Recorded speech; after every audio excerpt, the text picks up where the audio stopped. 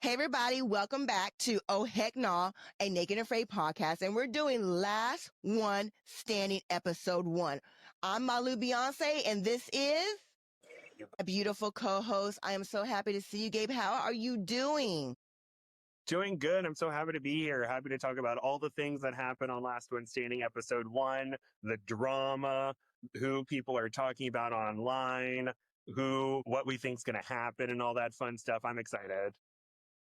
I am super excited. First off, let's just get right into it, okay? I want to know, what the heck are you thinking, David Story? How dare you leave us on a cliffhanger? I mean, hey, it worked. You got me hooked, but I'm mad at you. What do you think? Did you like the cliffhanger? I was very surprised at the cliffhanger. I'm like, okay, we're on day 2. It's 8 o'clock in the morning. We see the bottom 4.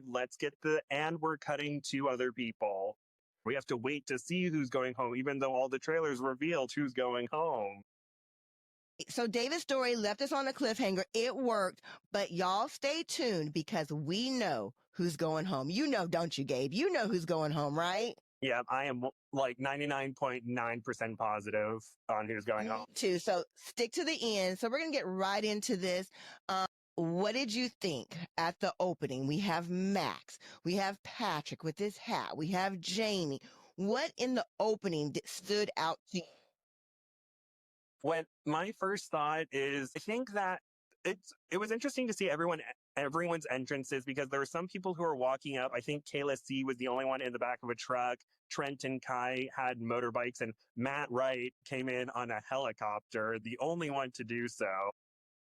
And did you notice his special, like, suspenseful music that Matt Wright had? It reminded me of like a Western, the music, and they showed his boot getting off of the helicopter first. It was very suspensive, and it's very clear they're trying to make Matt like the star of the show, right? Exactly. They were like, you have the Matt Wright coming back. I mean, everyone should be shaking in their boots, except for after the first challenge. I don't think people are shaking in their boots quite as much, but that Not as much. Later. So I have a surprise for you. I have this, and I think you've seen it before, but I have my duct tape queen.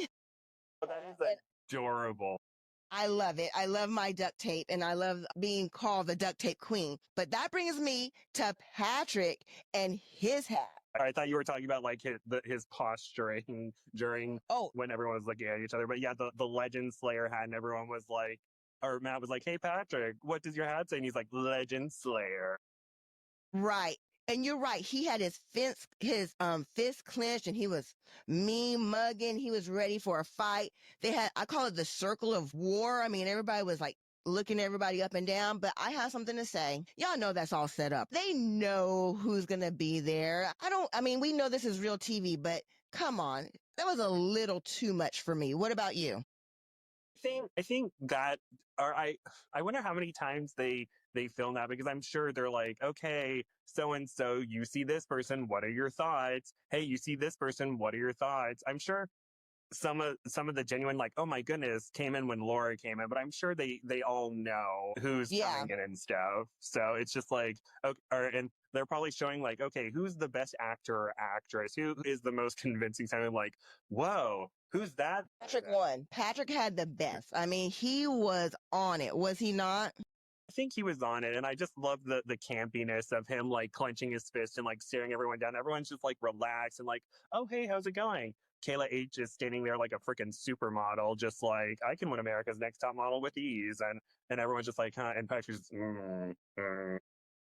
Yes. I mean, everybody had their great one-liners. Everybody's kind of acting like they're shocked to see Laura, which I am shocked. I'm shocked to see Laura and Max back. I want to call her Laura, the real deal, because I think they call her the natural, but she's the real deal. Yeah, I mean, she lives in a cave in Montana, I believe is what she says. And I think still, even though she hasn't been seen, or before season 18, she hasn't been seen back since XL5.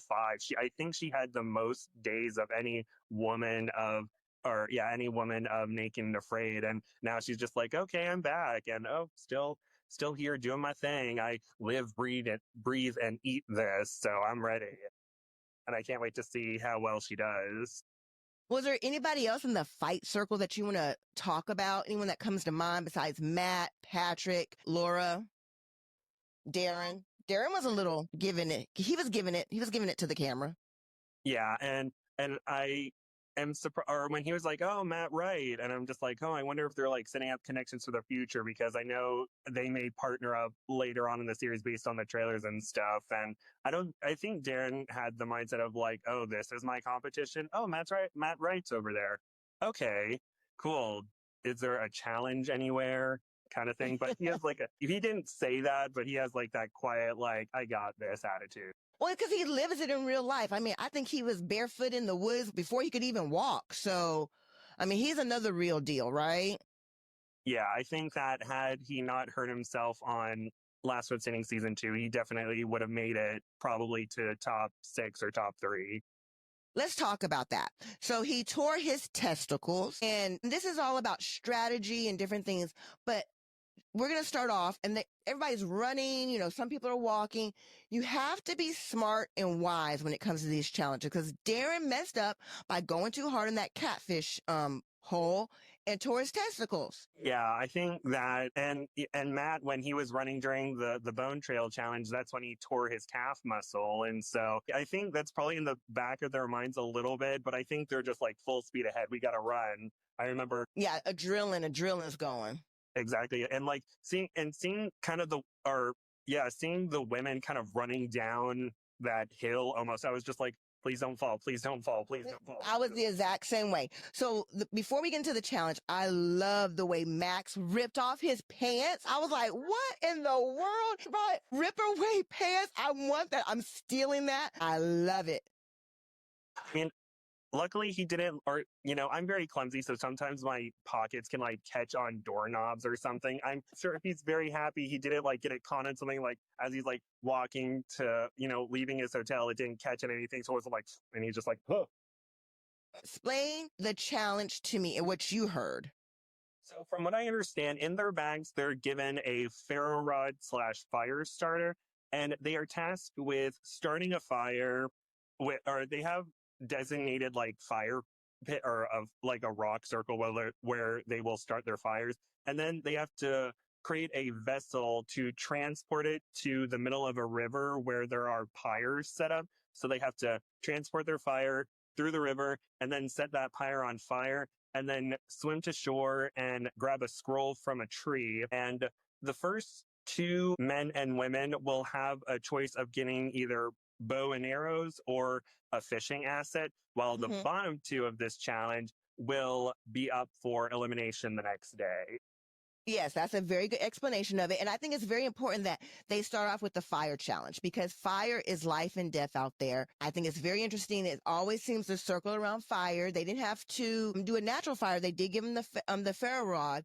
So they learn about it. They're running out there. And like I said, I thought a lot of the women were way too dangerous. Yeah. Walking.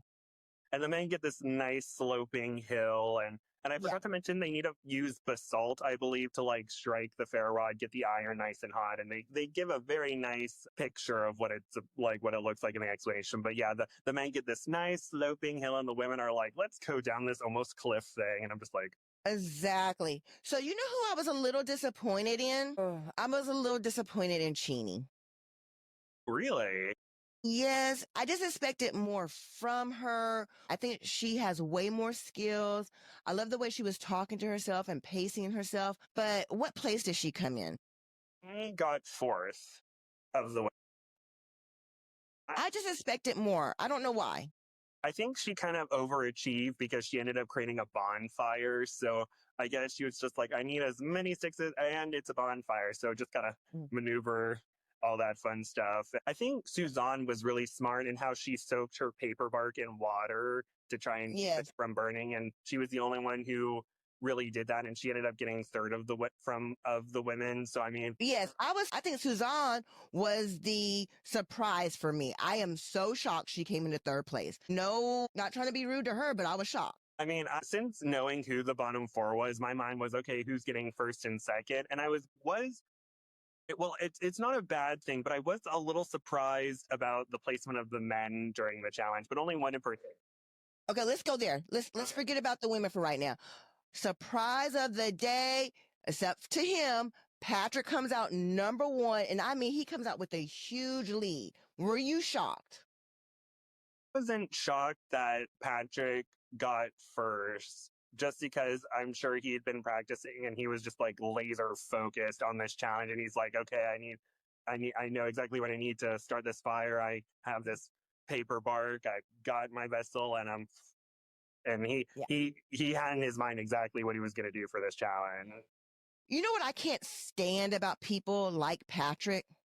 I cannot stand people who talk all that mess and talk all this big game. Like, look at Laura. She's so humble, but you can tell she's still a fierce competitor.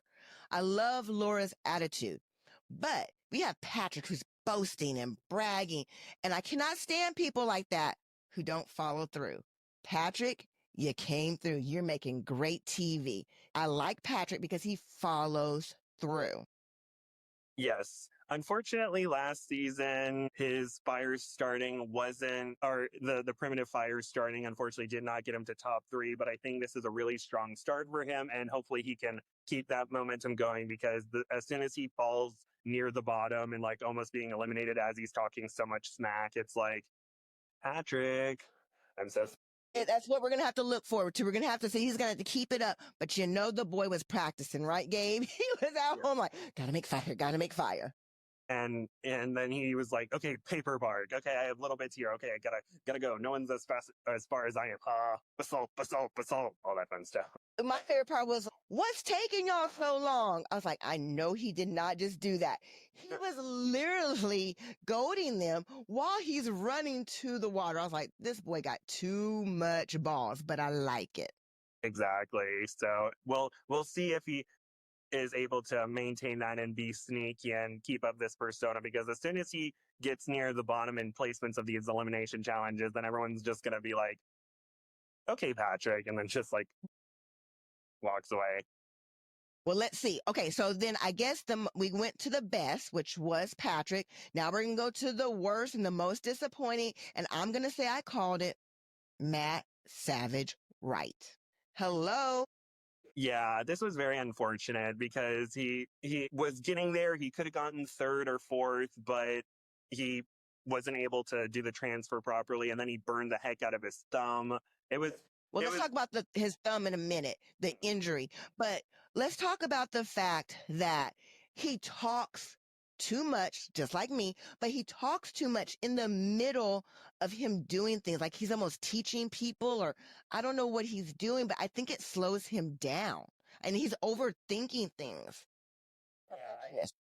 Yeah, I think him being an educator, I don't know if he could really turn that off. And, with the camera in front of you, which is kind of like, sometimes it could be like, oh, I don't know if I should be quiet. Or, producers are probably like, hey, Matt, what is your thought process during this challenge? It's like, I can't think about that. I'm trying to start this fire. It's like, come on, Matt. And he's like, okay, so what I'm doing here is I have this rock and I'm making the fair rod. And then what I'm going to do is I'm going to go get some sticks and then I'm going to put that on a vessel. Then I'm going to throw it into the fire and I'm going to put bigger sticks.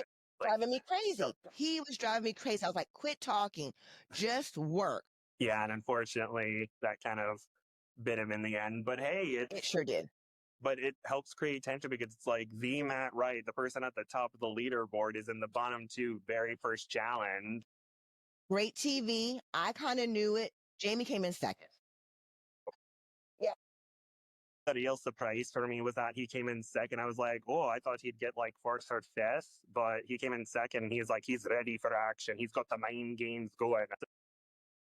So now we have the middle of the road people that, they make it, and Max is one of them. I liked his personality. He was kind of humble about it. Who else kind of stood out that was in the middle? For the men and women, or just the men? Just the men right now. Well, well, I think it was such a nail biter between Jermaine, Matt, and Trent on like who it could be, because you think Trent's And that's the bottom. yeah, but There was nothing else really in the middle that was that great except the black cowboy, right? right, yeah, because Darren had to go back to restart his fire because it went out on his way there, but he was able to get it through, and he did his signature like woo, and Max did his like I'm not going home. Yeah. So they're pushing it, or so they're done, and then it was like a photo finish for the last. Great TV. I think so too. With the women, it was kind of like, okay, Before we go to the women, I'm sorry, I'm gonna interrupt you. Before we go to the women, we gotta talk about my black cowboy. Yes. What? I mean, it does look like he was in the middle of crying. Maybe he had his eyes open underneath the water, so that kind of like caused him to go red. But he did seem kind of emotional when he's like, you may think you want to stop, but don't stop. Keep moving forward."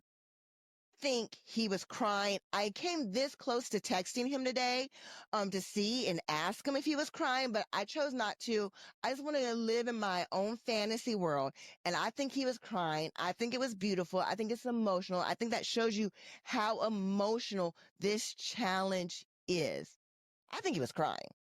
Yeah. Someone called Whitney Houston because he was so emotional.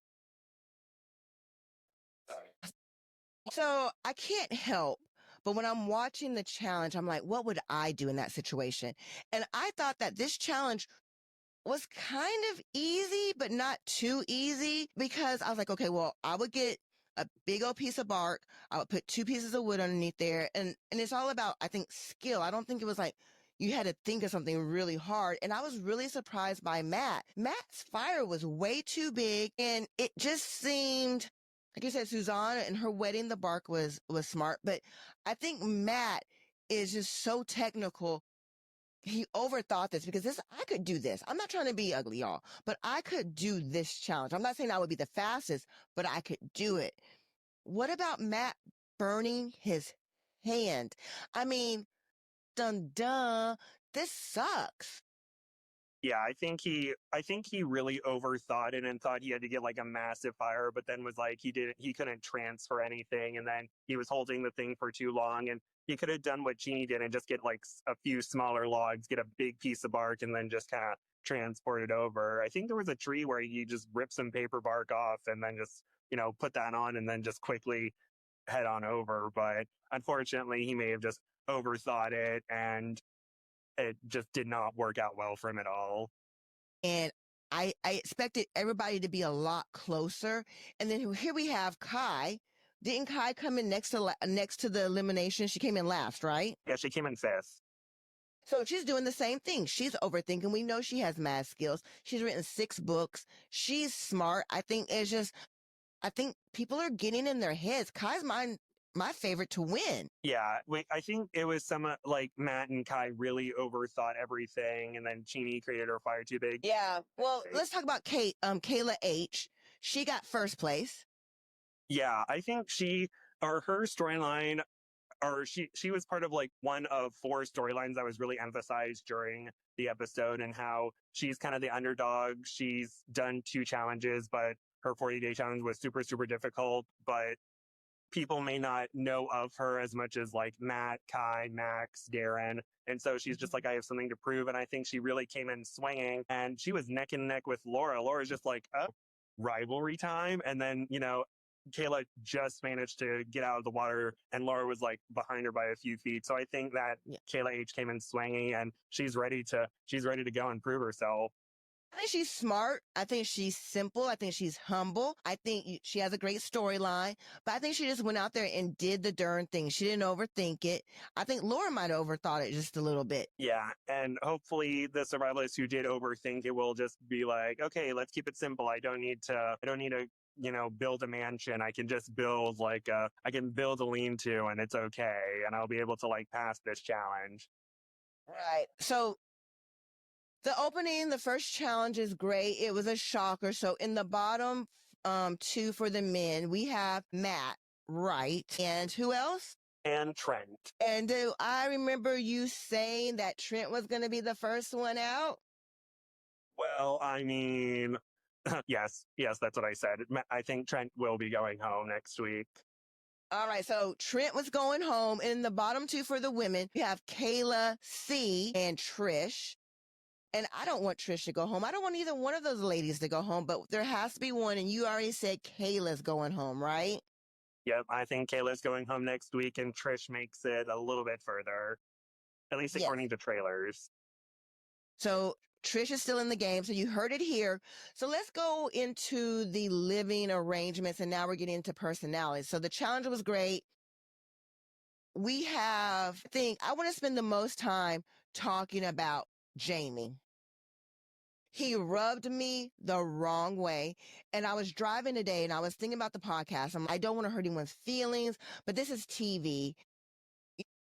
I don't know how to address this, but he rubbed me. I'm not saying I don't like him, but he rubbed me the wrong way. That little trick that he pulled with pulling up the machete and the hide and acting like it wasn't automatically hers, that made me so mad. That is wrong. Well, I think he did too much too soon. I can see where maybe he was just like, oh, well, this stuff's for me. But then he saw Suzanne, he's like, but then he is just like, oh no, it was my plan this whole time kind of thing. And I think had he given it to her right away, that would have benefited him too, because, in the past, Suzanne hasn't had the best male partners. So she's like, oh, look, a male partner who's decent to me.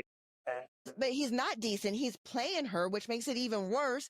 And everybody else had this exact same scenario go down. I'm sorry, Gabe. You walk up, you know you're going to be in a boma with people, and you don't see two knives and think, look, I found them. They're mine. Nobody else had that thought. Everybody else knew that was for the other person in their boma. But I think Jamie is playing a decent mind game because who are we mainly talking about during like the podcast and who has shown a lot during the challenge? Matt, Patrick, Kayla H a little bit, and Jamie. People are talking about Jamie on all the fan pages, and a lot of it is negative, but hey, he's getting people talking. So I think he probably came in with like, I may not have as many days, but let me play some mind games, get people talking about me. And I agree that it was very sneaky what he did with the knives and the pelts and stuff. And then I thought it was clever kind of what he did with the pelt, where he's like, oh no, it's outside the survival area. Here, let me put it in here and create this whole story. Yeah, I think maybe it's a little bit too much too soon with Suzanne, and but Ori and the producers are loving it. All the haters on the show who want something to talk about are loving it. We're talking about it. I think you're 100% right. It makes great TV. Like you said, I don't think there's anything wrong with being sneaky, but it was just, and maybe it's because it's a man and a woman. Maybe I wouldn't feel this way if it was a man doing it to another man.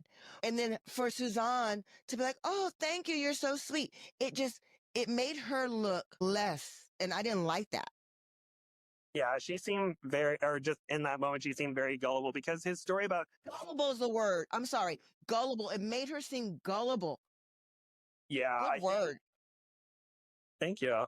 But yeah, I think, yeah, and the story, I feel like if she would have asked questions, she could have poked holes in a story, because he was saying how, oh, I saw Patrick over there and this is outside the survival area. So he's like, oh, what's that? But it was Suzanne who came up to Jamie and was like, Patrick's coming around the corner. So she could have been like, wait a second, I was the one who told you about Patrick. And maybe he could have been like, he came around earlier, but then why was he being like, oh no, kind of thing. So it's just kind of like, but this would be a good strategy for like Survivor or something like that. But I feel like the mind games, like alliance thing, doesn't really work out with Last One Standing that much. So it does seem like it's a little bit too much, and it doesn't seem like it'll benefit him in the future. But he's playing a memorable game. So I mean, or he is creating like one of the storylines of the episode. So he will get people talking. Well, listen up. David's story. When I saw Jamie playing that mind trickery on Suzanne, this is what I thought. You never know what's going to happen at the end. I know this isn't survival, but it would be great that if there was some kind of voter, I believe in competition, I believe in loopholes, I believe in that kind of stuff, but taking advantage of another person like that, I still don't think it's right. I think that's low. That's why I think we either need a reunion or we need a congeniality prize, which I dubbed the Fernando prize, where at the end of the season, everyone could vote on who they felt was like the most congenial or is the most like Fernando from season 2 and like get a monetary prize. Or we could get a reunion, because that could be very dramatic, because Suzanne doesn't usually sugarcoat how she feels about things. So it's just like, Dar could be there and be like, so Suzanne, how do you feel about, Jamie tricking you like that? And she'll be like, Jamie, you so... Let me tell you, if I was on the show and I was Suzanne and I walked up there and he had both of everything, I'd be like, hello, that was meant for both of us. And then I would be called a bad person because I'm going to give him the business. I would have been like, you need to hand that over. He's causing controversy already. It's very unfortunate how the position Suzanne is being put in. And I'm sure Jamie, once, if and when he gets eliminated, people will be cheering for that. So that's very unfortunate. And it's just like, it, you know, it's just a lot to think about when you're going into a competition, like fan perception and like the survivalist perception. Like, am I willing to sacrifice my potential friendships with these individuals for maybe getting one step further in the competition? Looking on the screen right now at Jamie when he found the 2 knives in the pot, he's like, this is gold on a challenge like this. And I think it shows you the kind of person that he is. That's immediately what he thought. He immediately thought that everything was for him. That was his first thought. It never occurred to him, I'm sorry, let's move on to the next person who's getting a lot of attention on this show and on this podcast, which is Patrick. Patrick is coming out fighting. I mean, like or like one of the storylines is like his new rivalry with Jamie, and he's like, maybe you could put out your fishing line so I can steal them, kind of thing. And it's just like, ooh, Patrick. I mean, I like that he came out and said it though. He came out and said, hey, I'm looking for your fishing lines. And he's not, it's kind of like Jeff in a sense. Just because he says it with his mouth, which I think he is going to steal something later. We both know that. But what I'm saying is he's planting it. He's stating it. He's like, I'm here. If I have an opportunity to steal, I will steal. And I respect that. At least let me know that's how you're playing the game and I can look out for you. He doesn't have to be that way. He could be sneaky and not say anything and then steal, which is even worse. Exactly. And I think during one of the trailers, it's Jermaine who's having the line. And I think Matt is like, oh, good luck with that fishing line that you stole. And Jermaine's like, I didn't steal it. And it's just like so much tension going on. But yeah, I think at least Patrick is kind of stating his intentions. And it's just a matter of him like living up to those expectations that he's putting on himself in front of everybody. Like, oh, you think you're going to get first in every challenge? You think you're going to steal stuff? Prove it. Show us that you're going to do well in these challenges, and we won't make fun of you if you get farther than us. Yes, he is fighting. So back at the Bomas, everybody seems to be getting along. What did you think about back at the Bomas? Did anything stand out besides Patrick and Jamie? Not really, because I know Kayla H was she's like, oh, I'm in a group with Darren and Kai, and I'm the underdog, but I'm going to prove myself. And she found the freshwater clams that she used as bait, and she got that massive fish. And so she was proving herself, but hopefully she in the future doesn't put too much pressure on herself. Like, I have to like beat all these legends. I have to beat all these legends and like have that mentality, because then you start overthinking and then you might slip up and end up going home. And so Fish looked burnt. One of those people's fish looked burnt to the crisp. I was like, that's burnt. Who was that? Was it Taylor or was it Jamie? I remember Jamie's the tilapia was kind of dark to begin with. So, I mean, maybe it was just like making sure everything is cooked properly. Like, it wasn't burnt, but it was a little bit crispy on the outside. So let's talk about me getting mad again, surprise, surprise, at the Black Cowboy. What in the world were him and Patrick doing? Going out at night, listening to this noise. You're going to go check this out real fast. No, you check your butt back into the Boma and stick here and just be safe. What were they thinking? I think they were thinking that maybe this could be used for a trailer. If like I stab a saltwater crocodile, then I'll be in the promos or something. I think they just got a little bit overconfident in the night vision, and like, oh, it can't be too bad what's going on out there. And it's just like, there are also like highly venomous snakes out there that may just be sitting there. And I did learn that the snakes in Australia are all protected. Like, why didn't they dispatch the boa constrictor? Why can't they take out the taipans? And it's like, no, they are protected. You can't do that, unfortunately. So it's just like, go away. Go away. Okay, let's focus on that. Because I remember when they were like staring at the snake, I was like, why aren't they killing it? Why aren't they doing that? So the reason why they're not killing the snakes is because they're not allowed. Correct. Well, they should say that. David Story, why aren't y'all telling us that? Because it looked weird to me.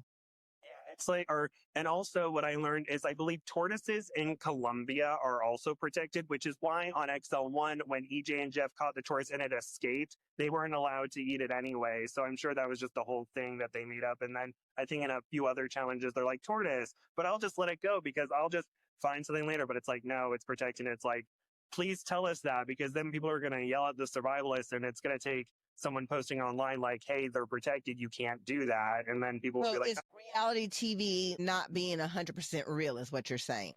exactly. Okay. Like how like how they say like coral snake, but then they show a king snake and it's like those red stripes are next to black, not yellow. That's not a coral snake.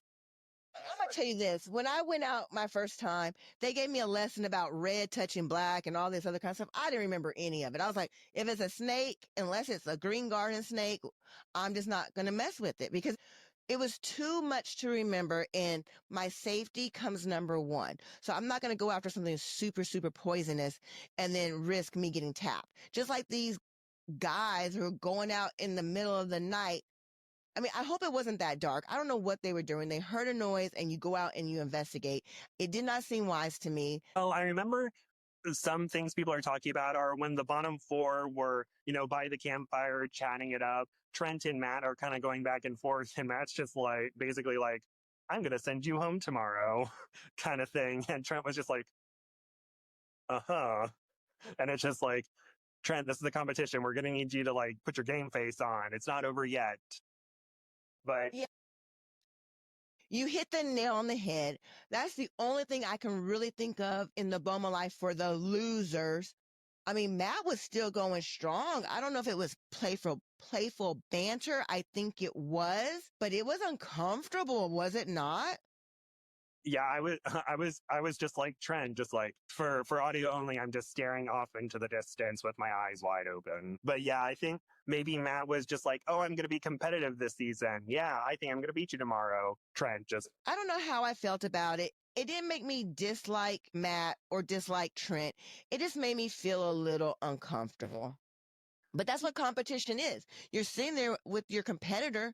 You might as well be honest and say, hey, I'm taking you out tomorrow. I like you, but you're going down.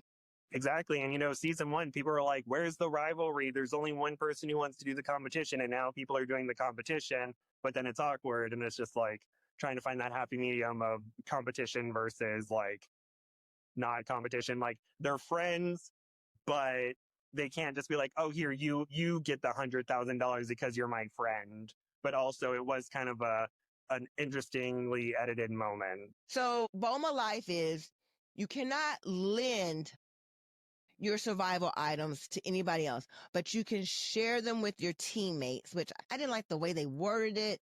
So in your Boma, everybody can use your stuff, but you can't give it to someone in another Boma.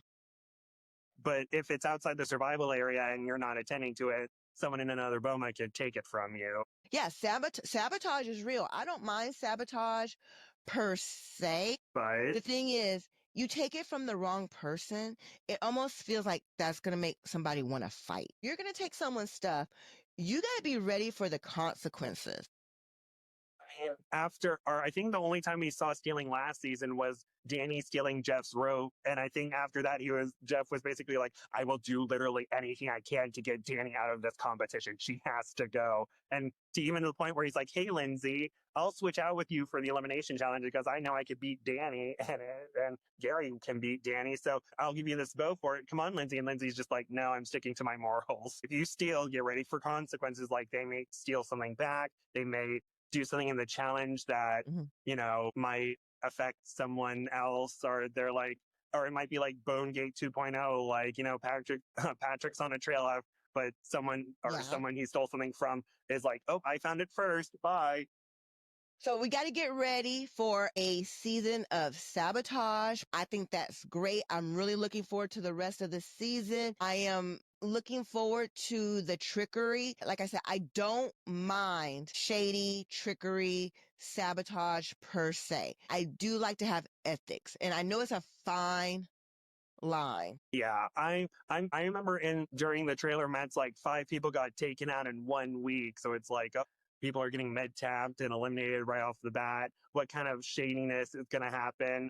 Or it's like, is Matt Wright going to pull through and like get back to being the top of this season? Will Kayla H get out of her head about being the underdog? Will Jamie and Patrick's rivalry continue? What's going to happen? And I think that we're in for a really good season.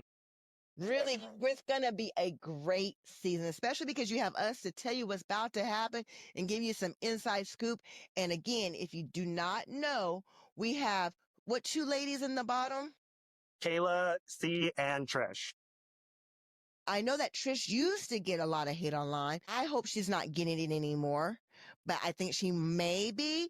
But we both know who's going home. Sorry, but Kayla's the one who's going home. I'm not mad about it. I'm happy to see Trish stay in the game. I think she has a lot to prove, and I want to see her prove it. I think she's good. I like her. I think she needs to get a redemption with the fans, unfortunately. And with that, that takes a lot of time and a lot of decent editing, because during the episode, she's like, hey, I can be really smart. Like, I got first on the first challenge of season 1. My axe helped my team win the challenge for the axe chopping challenge. And she's just like, I think I'm good, but I mean, we'll see what happens. It could be anyone's game. So I think hopefully they're trying to get Trish to get that kind of redemption with the fans, because unfortunately people still are pretty nasty to her online. Let's talk about Amber telling her to shut up. What do you think? We might as well talk about it. They put it on the show. Yeah. I mean, I can understand both sides, but I will say there was someone who wanted to post a comment saying that the only people defending Trish are narcissists, because Trish is a narcissist and the people defending her can relate to her in that way. And I'm just like, no, I don't think so. I think that they both are very headstrong and they both are set in their own ways. And if someone tries to like make them do something they don't necessarily want to do, or like tells them to be quiet, or tells them like, this is how it's done, your way is wrong, kind of thing, they just really butt heads. And it's like, you can see both sides, but it also happened several years ago. So I think that the audience can let it go, but I can understand like why they're fighting or why they fought in the past. But it's just like, can we please move on from this? Move on. You're naked, you're hungry, you're sleep deprived, you're not going to get along all the time. And they probably don't show the times that they were getting along. So it is what it is. Give Trish a break. All right, Gabe. This is from the internet. And this is Gary Golding's comment on Facebook. Posted here. Even if he erases, I already took a screenshot. I haven't watched yet, but apparently one of the survivalists is a huge D-bag from what I've read. But I thought we already knew that. And they're more of a weasel than a survivalist. I'd rather eat maggots and be resourceful than be a weasel. Who is he talking about? Well, I mean, I feel like this is a trick question, but I feel like he's talking about his favorite survivalist, Patrick. But he's probably talking about Jamie. I don't know who he's talking about, but listen to this. Okay, this is breaking news. Let me screenshot it because it just came out 24 minutes ago, Gabe. There's no way that you would have seen this because it just came out from Gary Golding. Are you ready? Ready. If you can't hang on, let me start over. I'm so tickled.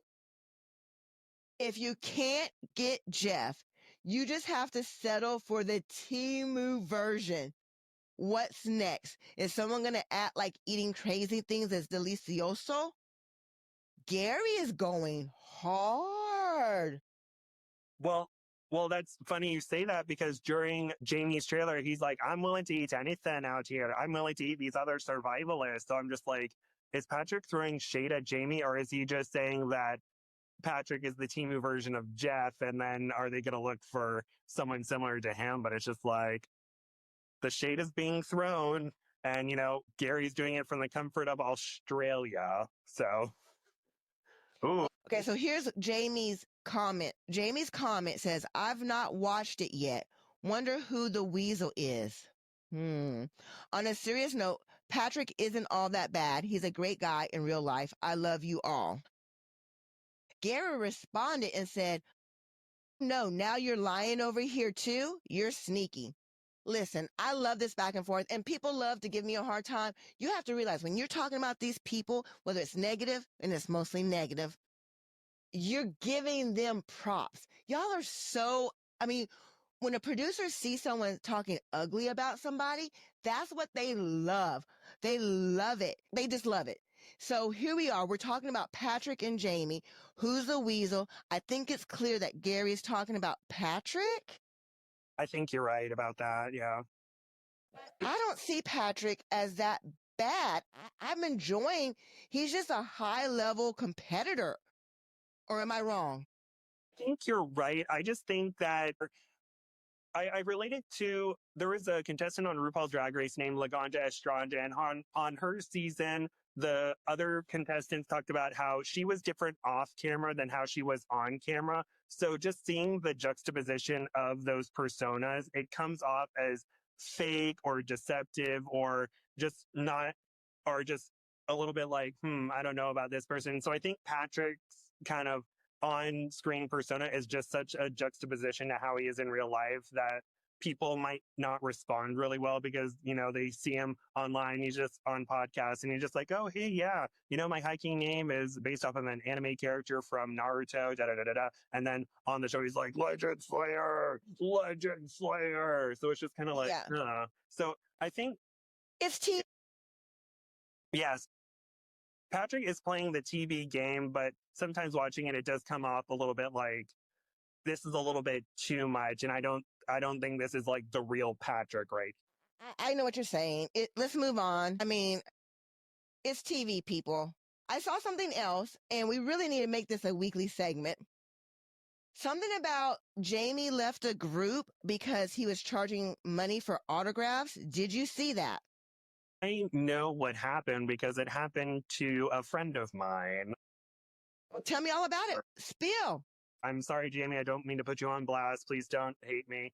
But from I know he left, I think, Misfits group because he's like, this isn't relating to Naked and Afraid. I'm out of here. So that's one of the reasons. But I believe one of my friends, I don't want to like put her on blast, but I mean, she'll probably admit to it if this comes out. But one of my friends wanted to get an autograph from Jamie, and I believe because of international shipping, it was quite a bit of money, but my friend was like, LOL, no thank you. And I think Jamie took that as a slight, and he posted screenshots of the conversation he had with my friend without blocking out her name. So was like creating drama and putting her on blast on the internet and saying some mean things about her, and people got involved. And I think everyone looked at Jamie and was like, hey, that's not cool. And then Jamie got upset, ended up blocking my friend. And so it was just like a big thing in the moment. But so that's kind of You where have all the tea. So hang on. Someone asked Jamie for an autograph. He said no because it costs too much money. or he said how much money it cost, and my friend said, no, that's too much money. How much was it? How much was it? I think it was like more than $10 or something like that. $10 or more or something like that. And so she said, no, thank you. That's quite a bit of money. And he's like, oh, you're not willing to pay. It's for international shipping, stuff like that. That may not be exactly how it happened. Maybe Jamie or my friend can clarify a little bit better, but this is my understanding of what happened. And unfortunately, he did not handle it the best way. He posted their private conversation in the group. Yes. He took screenshots and didn't name. Okay. Yeah. So I just sent out some autographs. I'm so behind. People are always asking me for autographs. And yes, it does cost a little bit of money. But what I'm saying is a little bit of money might be a lot of money to somebody else. So I understand that if you need to supplement, because I saw Mandy, she responded to something in the fans group. And she said, listen, I can't send out autographs anymore either unless I'm getting paid $5. And she broke it down. And I'll put down her explanation right here. But basically, she says that it costs $100 for hang on real fast. Let me pull it up so I don't have to paraphrase what she said. Here we go. She says, I actually won't be doing fan cards in the future, and here's why. $10 is a reasonable price for an autograph. Ooh, my cards were $100 for 100. And then she goes on that her labor is $20 an hour and that she's on a limited income and to pay and everything out costs about $400. I don't know. I don't know. I have offered to buy my autographs and I always say, no, I'll just send you one. But I send it on my own time. I'm always late, but I would never think about charging somebody, but my financial position might be different than somebody else's. And I don't think there's anything wrong. If they want to charge $5 for an autograph card, then charge $5 for an autograph card. Oh, he was trying to charge $10. $10 sounds like a lot. I think it was also because of like international shipping or something like that. And then she was just like, no thanks. It seems like a little bit more. And then he's just like, oh, how could she do this? I don't know if exactly that's how it went out, but I know it was over the cost of his autographs, and she was sarcastic in her response, and he did not take it as sarcasm. Oh, you got all the tea. So listen, this is why you need to listen to our podcast, Oh Heck Nah, a Naked and Afraid podcast. Make sure you follow and subscribe because you're going to get the real tea here, that we know everything and all the real deal. So I think it was wrong. Listen, Jamie just got on my list again. First, he does a thing with the knives. What are we going to call that? What was he being selfish? What was that? What do we call that, Gabe? He was being a little sneaky is how I would. Underhanded? Yeah, sneaky, underhanded, cunning-ish. I don't know. He was being cunning, and I don't like it. I don't think that was ethical. So I don't think that was ethical when you keep the knife from your partner. Y'all are supposed to be a team together. It says you can share with your team. You know that you're a team. And you're taking from your team. You're playing your own teammate. That's wrong. I don't think it's ethical. And then number two, we know this thing about the autograph cards. And I think if you want to charge $10 for an autograph card, I have no problem with that. But posting someone's private DMs to you makes me a little uncomfortable. Yeah, yeah. I'm worried about saying anything because I just don't want a reason for anyone to get mad at me. And I'm just saying what I understand the situation to be. I'm not trying to be like, boo Jamie, boo my friend, but it's just like, this is the facts. And I'm just trying to say, if anyone wants to do some clarification, feel free to post it online, and please don't find and please don't send hate. Support your faves, as I say. Yeah, I understand. You don't want to be, it's hard talking about people in real life, but please, people, do not post my private DMs with you online.